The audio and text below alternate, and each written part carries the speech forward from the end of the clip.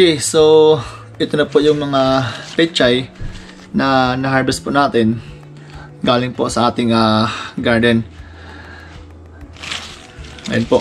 And ngayon naman ay gagawa tayo ng tinatawag na insaladang pechay. Yeah, so ito po yung ating mga gamitin. So nakapag hugas na po ako dito, nakapag linis na po ako ng ating gamiting pechay. And pag wala po tayong kalamansi ay pwede po tayong gamit ng lemon, kamatis, sibuyas at saka yung ating bagoong. So ito po yung mga sangkap na atin po gagamitin sa paggawa po ngayon ng tinatawag na insaladang pechay. So bago po yan, I'm going to cut this one and pat na rin po yung ating mga sahog niya.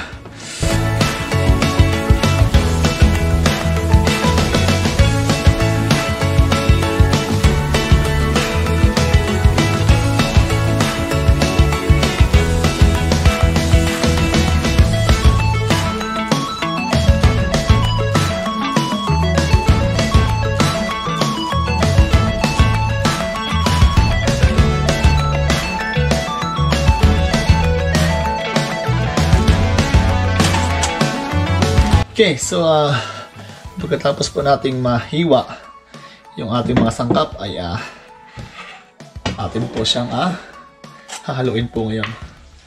Ito po yung ating kamatis, sibuyas, sama-sama na po yan lahat. Yun.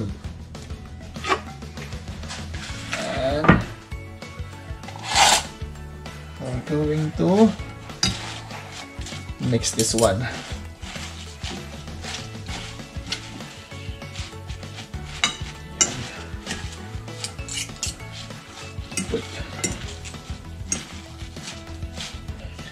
And ngayon naman po ay lalagyan po natin siya ng dalawang kutsarang bagoong. Yan.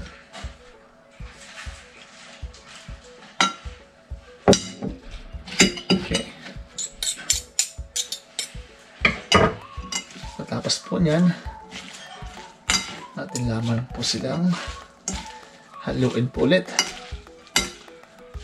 And saka po natin ilagay itong ating lemon. So half lemon lamang po yung ating gagamitin po dito. Pero kung wala po tayong lemon, pwede po tayong gumamit ng kalamansi.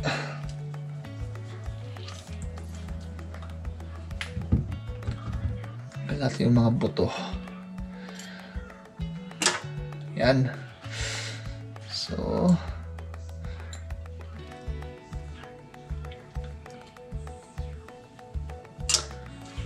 pwede pong gumawa ng insaladang pechay kapag fresh po yung ating gulay na ginamit. So yung sibuyas po dito, yung kamatis, ito po ay pati po yung pechay, ito po yung galing po lahat to sa ating garden.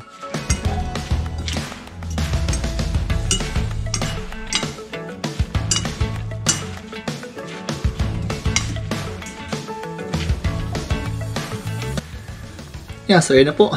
Yun na po ngayon yung ating insaladang pechay.